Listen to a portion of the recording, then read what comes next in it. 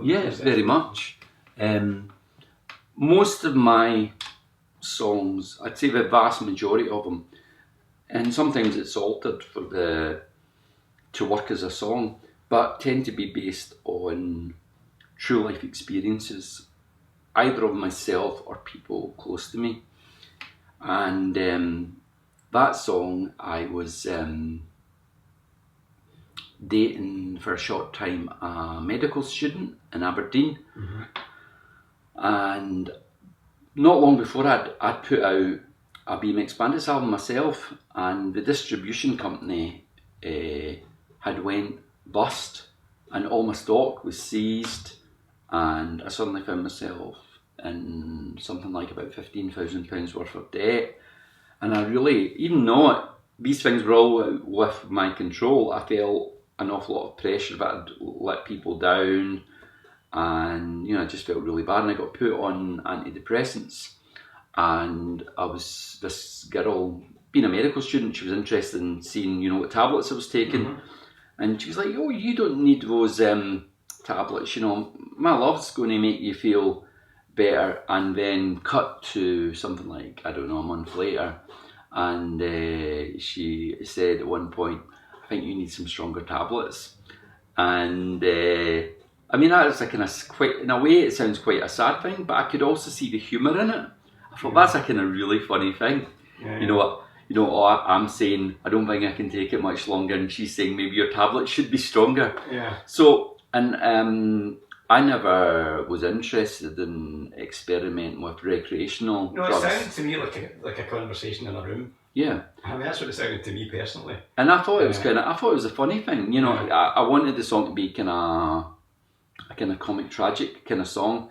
And very often, a lot of my songs, they either start with a melodic idea or with a melodic and a lyrical idea that just come together. It's almost like I'll say a phrase, but while I'm saying it in my head, I'm hearing a bit of a melody. Right, okay. So I was sort of hearing this, I was replaying it in my head, and it was like, I said, and then it's almost like another me going, "I don't think I can take it much longer." She said, "Maybe your tablet should be stronger." And I think it was something about 6:30 or 7 o'clock in the morning, and I phoned up Norman Blake, who was still working with BMX Bandits as well as doing Teenage Fan Club at that point.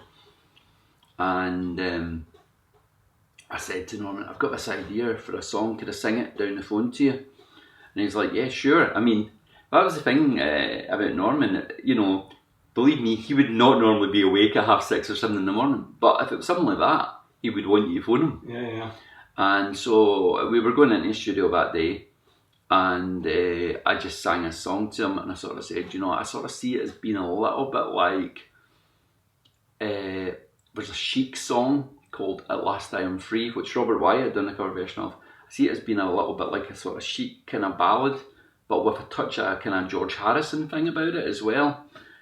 And he seemed to know what that meant.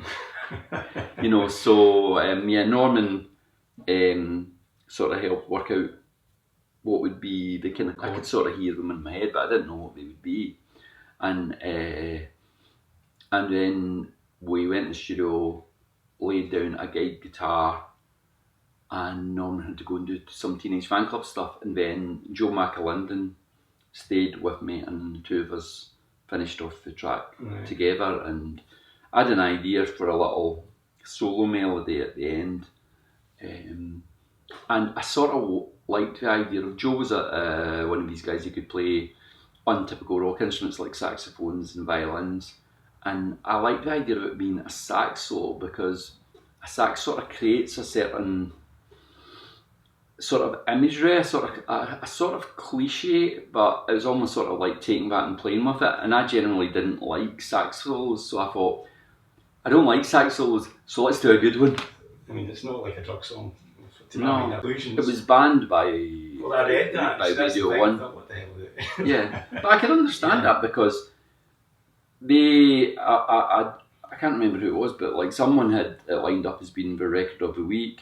It had been A-listed for the coming week. Yeah, so strangely enough, it got banned by Radio 1 because it was their Radio 1 was having their anti-drugs week, and it had been lined up as being a record of the week, A-listed.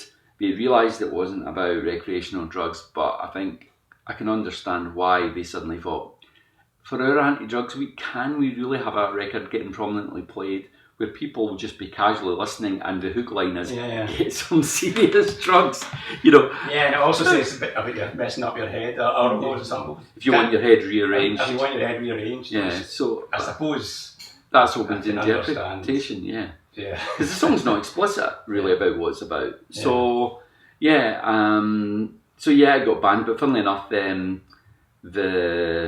record Ebenezer Good, which are Ease are Good, Ebenezer Good, I got through the loophole at the same time. Alright, okay. But ours got banned.